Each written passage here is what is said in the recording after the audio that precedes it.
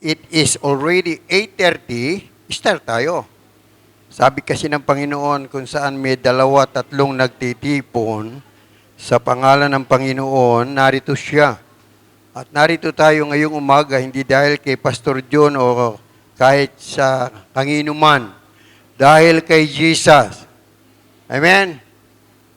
Put that in your spirit para we will become so very powerful in this end time. Kaya kanina, ako'y nagpapasalamat sa Diyos. Kahit ako naliligo, nag-uusap kami ng Holy Spirit. The Holy Spirit is teaching me. At ito yung nakita ko at binigay sa akin sa Biblia. And there are so many Christian, okay? Hallelujah. Open your scripture in Romans chapter 12. Okay? And heaven and earth shall pass away, but the word of God shall remain forever. So if we will not do the word of God, we cannot do the will of God. And there are so many Christians, they know it.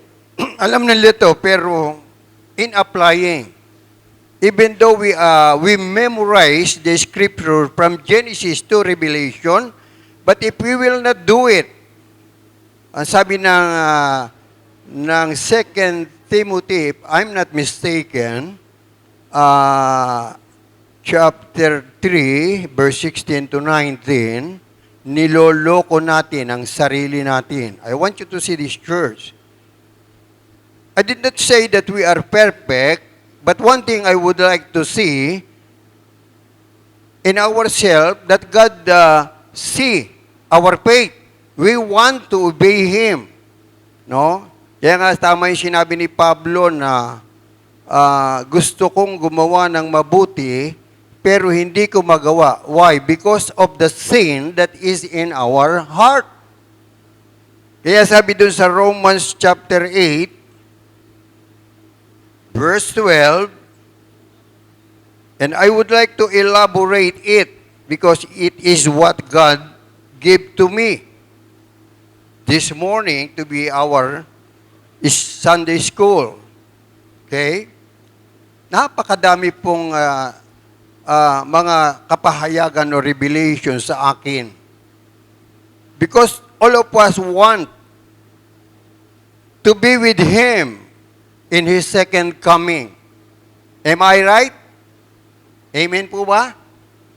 Na ako naniniwala na lahat ng tao gustong makasama ng Diyos sa second coming, and God is very close sa kanyang pagbabalik dahil nakikita na natin ang mga sign and wonder.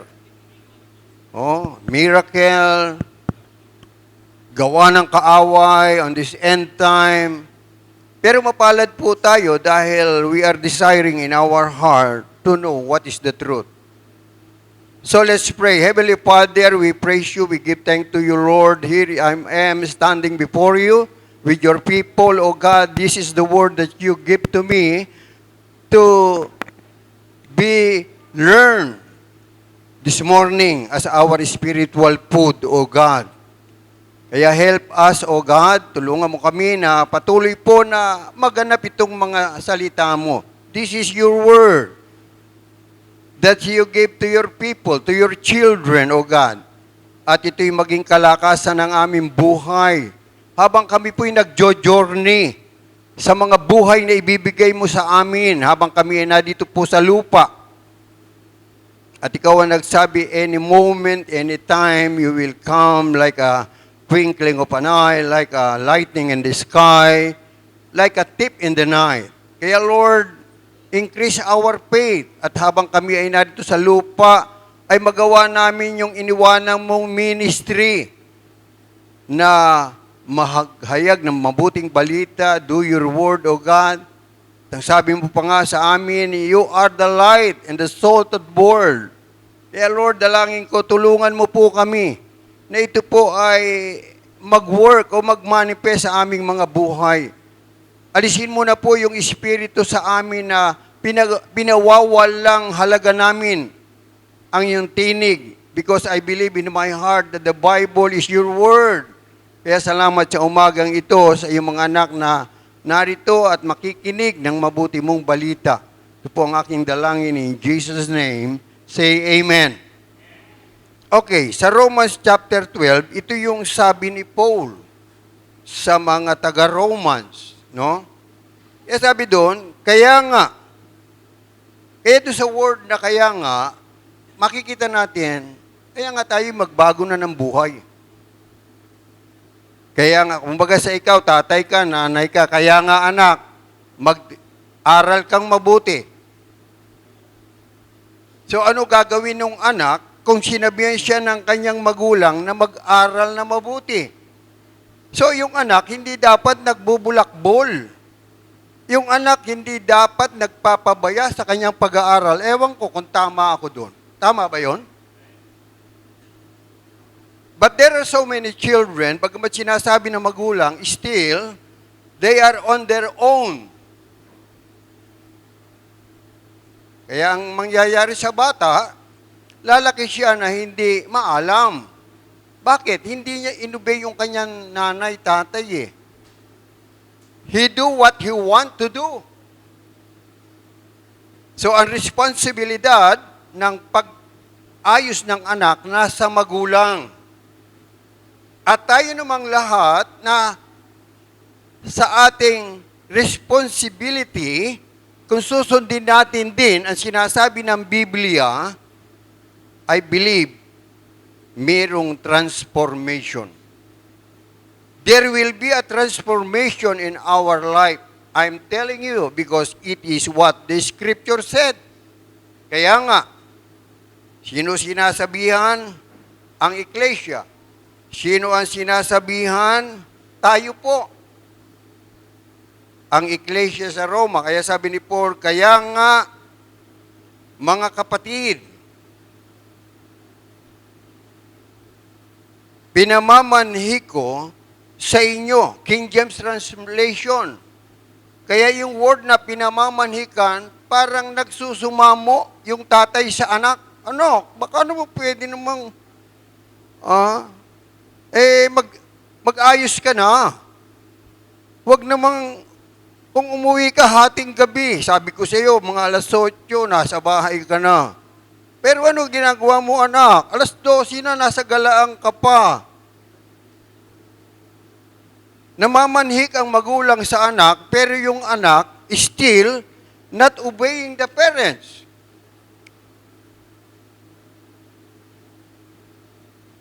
And this word, kung dadalhin ngayon natin, namamanhik ang Diyos sa atin. Si Pablo namamanhik sa mga taga-Roma, ipinamamanhik ko sa iyo. King James Translation. Pinamamanhik ko sa iyo, alang-alang sa mga kahabagan ng Diyos. Paul is expressing the heart of the Father. And I am standing before you of not my own. I'm telling you the truth. Kaya sa buhay ko, pinipilit kong iayos ang buhay ko. As an example to you. Kasi malaking responsibilidad ang maging pastor. This is what I learned for being a pastor. Bagamat nakikita ko yung ibang pastor, ganun, hindi ko sila inaanuhan. Bahala ang Diyos. Kasi tayo po magsusurit individual sa Diyos. Ngayon, kung sinasabi ko sa inyo, hindi kayo nasunod, wala na ho akong problema. The same like Jesus, He died on the cross. He redeemed us. At sa pagmamahal ng Panginoon, ito pa nga ang love letter, binabasa ko sa ating kalagitnaan. Sarili ko, tinuturuan ko, inaaralan din ako ng Diyos. Not only you. Lahat ho tayo. Kung ako nangangaral, sinasabi ko to, hindi ko ito ginagawa sa buhay ko, mananagot ako sa Diyos. At kung hindi naman nyo ito gawin, mananagot din kayo sa Diyos. Pare-pareho lang ang stand natin. dangal lamang nilagyan talaga ang church o ang iglesia ng pastor para alagaan. Kaya kapag ang pastor ay palpak din ang espiritu ng kongregasyon. Pero kung tayo susunod na lahat, mararanasan natin ang pag-ibig ng Diyos. Amen? Okay, tuloy tayo. Ano yung ating na inyong iharap ang inyong mga katawan na isang haing buhay. We are here not because of whom or to anybody. We are here because of God. And Paul na iharap daw natin itong ating katawan because we are offering ourselves to God, not like on the Old Testament. They have a dove, a goat, a sheep to offer to God for their sin. But this is what I want you to see. We are offering ourselves. Pause muna ako ng sandali. I-meditate ho natin yan. Ano yung i-offer? Isang haing banal. Eh baka tayo, tumataya pa sa loto, nagmumura pa tayo. Pagka tayo nagalit wala tayong control. Lumabas muna ho tayo, humingi muna tayo ng tawad doon bago tayo pumasok. Ganyan ho sa Old Testament. Hindi ka pwedeng pumasok sa church na may dungis ka. Sabi sa Old Testament, bago mo ihain yung bulong sheep o anumang offer mo, doon ka muna. In the Old Testament to Kaya yung mission, sabi ko, Panginoon, paano ba ito? Alam niyo, sabi ng Lord, pinakita ng Lord sa akin, yung pong Old Testament, bago maghandog, huwag ka munang pumasok sa templo, maglinis ka muna, at pag-ayos ka na, saka lang ka pwedeng pumasok at maghandog. But this time, I'm telling you the truth, it is scriptural. I'm just reading the scripture.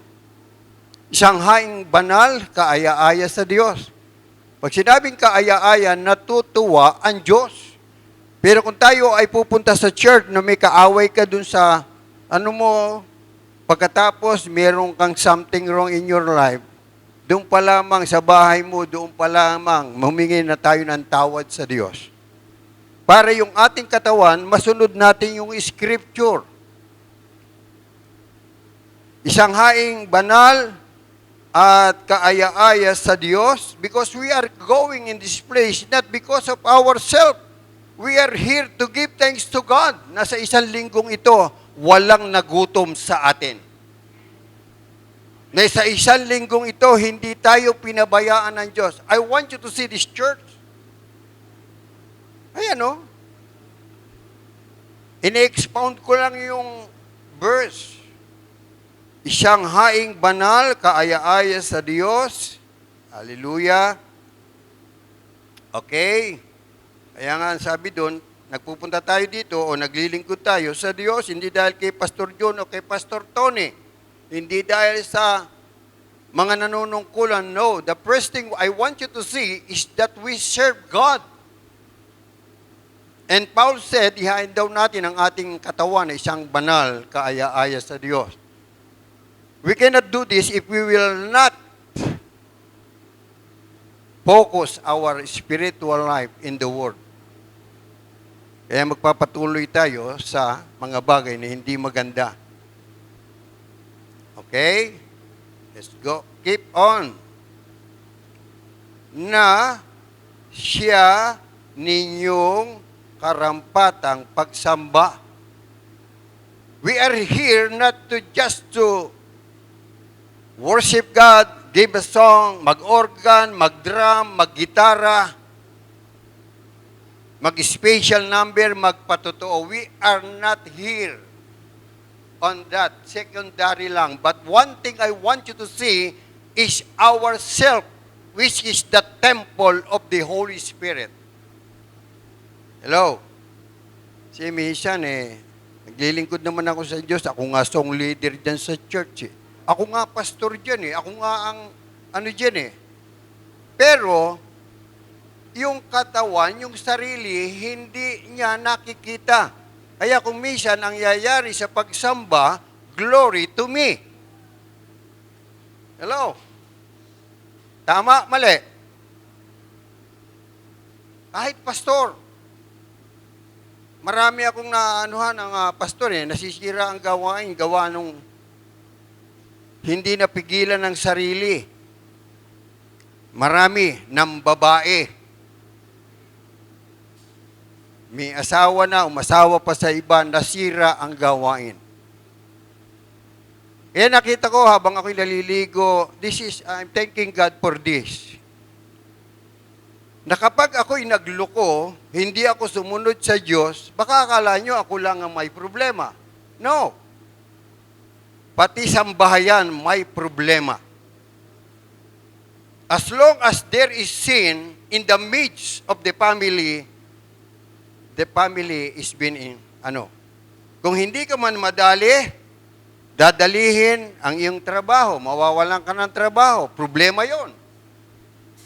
Kung hindi man ikaw, dahil matatag ka, spirit-filled ka, hindi ka dadalihin, pero part of your family, mamumroblema, kaya epektado ka. Kaya nga sa buhay nating mga magulang o pastor, alam niyo, pag gumawa ako ng hindi maganda, sumunod ako sa away, involve ito. Pero salamat sa Diyos. Dahil kay Pastor John, dahil sa tagapanguna, kita nyo, binibilis ho tayo. Tama? Mali. I want you to say this, church, because the plan and purpose of God to us is to have a glorified body, a glorified life, a happy life. Kaya sabi doon, siya ninyong karampatang pagsamba. Ibig sabihin nun, okay ang pagsamba natin. But if we are not doing this, iniingatan natin ang sarili natin, baka dito banal tayo. Uulitin ko po sa inyo yung word tayo, kasama po ako. Baka inisip natin, banal tayo, pero paglabas naman natin, uulitin ko po ang sabi ng Biblia, we are the living church. I want you to see this.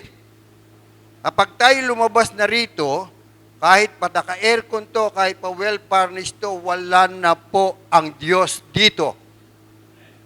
Hello? Why? Because we are the real temple. Hindi katulad nung araw, akala ko, pag mag-pray ako, pupunta pa ako sa church.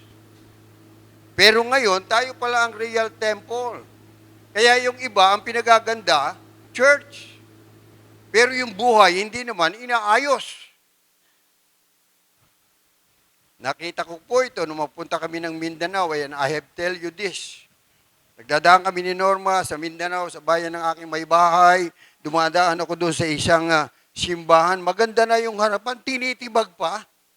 Sabi ko, Panginoon, maganda na, ba't tinitibag pa?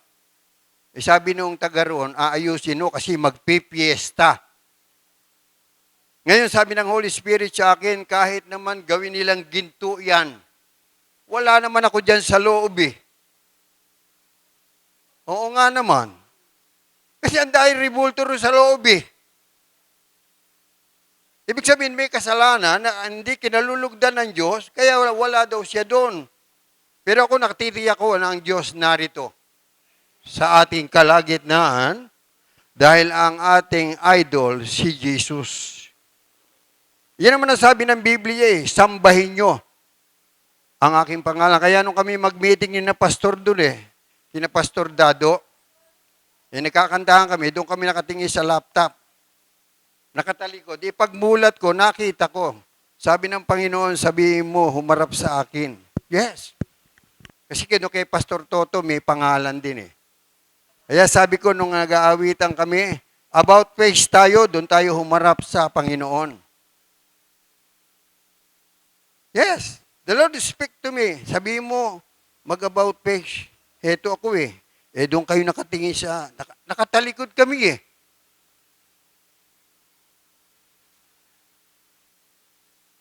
Di parang ang sinasamba namin yung laptop. Kasi nandun yung Kaya napakasarap po nakakausapin ng tayo ng Diyos para malaman natin ang mga bagay na tama o mali. Okay, tuloy tayo. Sa verse 2, at huwag kayong magsiayon sa sanglibutang ito. Oh, kaya minsan dito, sa totoo lang, may mga anak ng Diyos na dadala pa ng sanlibutan. Kaya nung isang araw po, years ago na, taga-Victory in Christ daw siya. Siya ay pastor ng youth. Pastor siya ng youth. Taga-Victory. Victory, malaking church yun, ha? Eh, nakita ko, may butas yung tainga. May hikaw, lalaki siya. Hindi ko naman sabi ko, Brad, bakit ka may hikaw? Kasi pastor, ito po ang uso. Ito daw ang uso. Eh sabi doon, huwag kayong aayon sa takbo ng sanglibutan. Eh meron ka dito. Eh ito po, kumbaga yung mga, ano ba to? May tawag dito sa mga, minsan merong may hikaw dito. May dito. Minsan meron dito.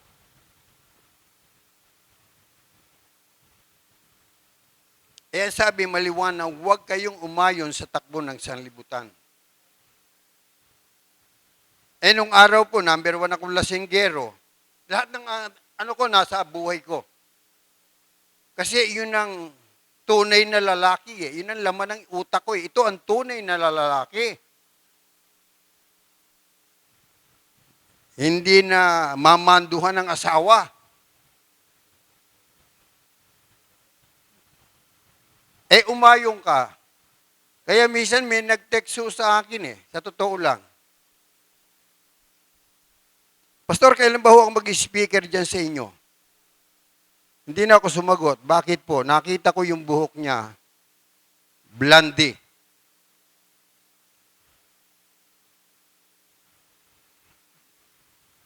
Kaya ho yung mga dyan na nakikita ko, nagbablondie ng buhok, wag na po. Ano man sinasabi ng mundo ron para ay kayo magmukhang mistisya, whatsoever reason, wag po. Kasi sabi ng Biblia, wag kayong umayon sa takbo ng mundo. Kaya ako hindi na nagpapaitim ng buhok eh. Mas pogi ho ako pag puti buhok ko eh. Natural.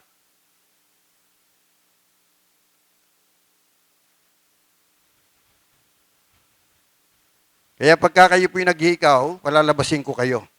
Ayaw ho ang Diyos nang umaayon sa takbo ng sanlibutan. Be very careful, church. We are on the end time. Kasi ito sabi dito sino ba susundin natin? Eh kung ako, nasunod ho dito At kapag sinunod natin ang Bible, sumunod tayo doon. Tama? Mali? Nandiyan pa ba ho kayo? Tama ako doon? Pag sumunod tayo dito, sumunod tayo doon. Dahil ang Biblia, salita ng Diyos. Kaya alam nyo, sabi ng Bible, makipot ang daan papunta sa langit. Kaya makipot, marami talagang bawal. Kaya minsan, ang hirap naman dyan sa church nyo, pastor, ang daming bawal Eh, wala akong magagawa. Yun ang sabi ng Diyos O, yung isang kakilala ko, kamag-anak ko pa. Sa tuwing makikita ko, ano ba? Tigilan mo na yung paninigarilyo. Parang hindi ako pag wala ito ngayon po, nasa Osmond daw yun. May nag-text sa akin. Si nasa Osmond 3 buwan na doon. May problema ang baga. Nagtutulong-tulong na lang daw sila pambili ng gamot. Kaya kita nyo ang bunga nung hindi nating pagsunod. Maring hindi siya nagpupunta sa ganitong gawain, kaya wala siyang alam. Noong magkaproblema, ikaw ba lang ang namumroblema? I want you to see this, church. Maging mga anak man, magulang, pag namumroblema, yung sambahayan, puro din problema. Siyempre, hindi mo naman pwedeng pabayaan yung nanay mo o anak mo na nagkaganon. Pero bakit siya nagkaganon? Hindi naman plano ng Diyos sa atin yan eh. Ang plano ng Diyos sa atin, i-prosper. At kung dumating man yung ganon, sinusubukan tayo ng Diyos kung talagang ikaw ay mananampalataya pa rin sa Panginoon. Bakit? Tutuloy ko po. Verse 2. Mag-iba kayo sa pamamagitan ng inyong pagbabago ng inyong pag-iisip. Hello? Kasi yung isip po natin, pag nag-isip ka ng mabuti, lalo na sa gawain ng Diyos, magta-travel yan. Papunta sa puso. Kaya sabi ng Biblia, mapalad ang may malilinis na puso, makikita nila ang Diyos. Kaya ako, kitang-kita ko po ang masama't mabuti eh. Kaya alam ko agad, pag ang ginagawa ko, sinasalita ko, iniisip ko, ay sa Diyos. Kasi binago na ng Diyos ang isip ko. Kasi nung araw, ang isip ko, tunay na lalaki to. Kaya inom, babae, sugal, barkada, tunay na lalaki. Norma, wag mo akong anuhan dahil ako ang lalaki. Pero ngayon po, utos ko, ako nagawa eh. Kesa ako'y magagalit, utos ko, hindi sinunod, gawa ko. Kasi ayaw ang Diyos na tayo ay nai-stress. Okay, tuloy tayo. Continue, isip pa lang.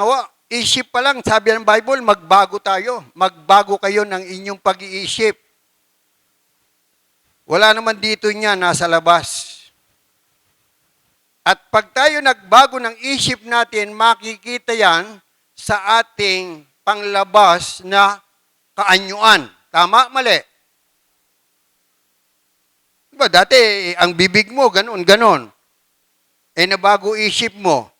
Pag nabago isip, mababago din ang physical, mababago din ang karakter. I don't know if I'm mistaken on that. Nung araw pag ganitong linggo, hinahanap ko saan may derby, saan may inuman, kasi birthday ni pare. Doon ako pupunta. Pero dahil alam ko linggo, ngayon pa lang, Lord, pagbibihis ko lang, sa totoo lang, hawak ko na yung long sleeve kong puti, dapat nakaputi ako para nakaterno ako dun sa sa mga worshiper ng Lord. Kaso mo, hindi nalaban ni Norma. Kaya, nung mahawakan ko to, pagkatapos, tinaano ko pa, yung kayang kurbata ko, terno, kung ako'y natuwa, lalo ang Diyos na natuwa dahil ako ay haharap sa Kanya. Hello? Yun lang mga ganung bagay, natutuwa ng Diyos kasi alam niya na tayo'y haharap upang sa Kanya'y sumamba. Kung doon sa damit pa lamang, ngayon may magsasabi, hindi naman natingin ang Diyos sa damit sa puso. Okay yun. Tama din naman yun. Pero why we will not do the best to our God, whom we worship? Diba? Para din yung anak mo, kung nakikita, kahapon natutuwa ko, nadinig ko yung mga bata, kumakante, kako mag-special number siguro sila. Natuwa ako bilang pastor, bilang magulang. So, mga anak, I want you to see, we are serving God. At kapag natuwa si Abba Father, si Jesus Christ, I tell you, kahit pandemic, hindi tayo pababayaan ng Diyos. Okay, tuloy tayo. 2 verse lang naman po ito. Kasi ito yung instruction ng Lord sa akin Ito ang gawin mong Sunday school. sa aking mga anak. Ay, ito ginagawa ko. At dahil ito'y nasabi ko, na ipaliwanag ko sa inyo, maligaya na ako. At dahil ito'y sinunod ko, maligaya na siya. Amen. At kapag maligaya ang Abba Father, I tell you, kahit hindi pa nagdi-December, lagi tayong Pasko. Palakpakan nga natin ang Panginoon. Amen. Hallelujah. Praise God. Kaya ito yung aking gustong i-ano sa inyo. Okay. 9 na. Last. Sa verse 2, ng inyong pag-iisip upang, kita nyo, kapag hindi ho natin binago ang isip natin, hindi ho mangyayari itong sinabi ng Panginoon ni Pablo sa mga taga-Roma. Upang, kasi ang aking natutunan, in the learning of the Spirit to me, upang it is the result of our doing. Ito yung bunga ng ating mga gawa. Kaya nga kung hindi natin babaguhin ang isip natin, hindi natin malalaman ng mabuti, maaaring may ginagawa tayong hindi nalulugod ang Diyos, pero sa paningin natin ay ayos. At yun naman sinabi sa Proverbs na may daan na tila matuwid sa paningin ng tao, pero ang dulo nun, kapahamakan. Katulad yung sinasabihan ko lang, tigilan mo na yung paninigarilyo. Masasira ang templo ng Diyos. Ayaw makinig. O ngayon ho, nasa ospital siya. Malaki na ang bill. Sino may problema ngayon? Palagi ko, hindi naman pababayaan ng pamilya yon, mga anak o mga kamag-anak. Katulad dun sa akin, ano rin sa akin, ninong. Gasiyo, si daddy, ganito, ganun. 170K po para makalabas sa ospital. Pastor po yun. Ngayon, kaya nga ang desire ko, talaga yung aking BP ay maraming laman. Wala sa akin yung pera eh. Kung meron lang pa ako, ba't hindi ko siya sesendan? Ang mabigat, wala pang masyadong laman. Ipinadalaw sa akin ng GCash, gusto ko siyang matulungan. Kasi nga, na-stroke siya, may diabetes, may mga komplikasyon. Ewan ko kung, amen? Kaya makita natin to mga kapatid. Ingatan natin ang ating katawan dahil sabi nga, health is treasure. Hello? Ulitin ko, health is treasure. Okay, upang kung, sabi niya dito, kung alin ang mabuti. You see, kapag binago natin ang takbo ng isip natin, ina-align natin sa isip ni Jesus, Christ, malalaman daw natin kung alin, chosen pipiliin mo kung alin ang mabuti, hallelujah, at kaaya-aya at lubos na kalooban ng Diyos. I want you to say this. This is the spiritual feeding ng ating mga kaluluwa. Kung alisin, sabi doon, kung alin, chosen mamimili ka ngayon. Kung hindi nababago ang isip mo, baka makala mo tama pero mali. Kung alin ang mabuti at kalugod-lugod sa Diyos. Ako, itong narito tayo, yung pagtayo ko dito, lugod na lugod ang Diyos. Sa pagtitipon natin, lugod na lugod ang Diyos. Kaya pag nalugod ang Diyos, hindi tayo pababayaan ng Panginoon. Ora bababaraba karabakandara babasyandi. Panginoon, salamat po sa karunungan na ipinagkakaloob mo sa iyong lingkod. Salamat po. Kung sa buhay ko lang, O Lord, wala akong magagawa, pero I thank Holy Spirit that you are the God who is teaching me, and I'm telling it to your church, to your ecclesia. Lord, I pray, Lord, let us all be the doer of your word, so that your will and your plan to us will be done. Kaya Lord, salamat sa umagang ito. Nasabi ko na ang ibig mong ipahayag mo sa iyong mga anak ngayong umaga, ang Romans chapter 8, 12, 1 to 2. Salamat din, O Lord, Holy Spirit, sa iyong guide na nasasabi ko ang iyong kalooban, hindi ang kalooban ko. Kaya tulungan mo po kami, Panginoon, na kaming lahat ay sumunod sa mga nakasulat sa iyong salita. At ako'y naniniwala, hindi ka pa man nabalik, dito pa lamang kami sa lupa, nararamdaman namin ang kagalakan na aming hinaharap. Pagdating ng panahon, ang kaganapan nito ay sa buhay na walang hanggan, nakapiling ka po namin. Salamat, O Diyos, sa umagang ito. Bless your word. Dalangin ko sa aming pagsamba. Samahan mo po ang praise and worship, ang mga instrumentalist, at patuloy mong paagusin ang tubig ng buhay sa mga anak mong nangakaupo sa mga upuang iyan, O Diyos. At makita namin ang mga vision na ibig mong gawin namin sa buhay naming ito habang kami naghihintay sa iyong second coming. This is my prayer in Jesus' name. Say amen. Palakpakan natin ang Panginoon. Amen. Hallelujah. Sabihan mo yung katabi mo, salamat, kasama kita ngayong sumamba. God bless us.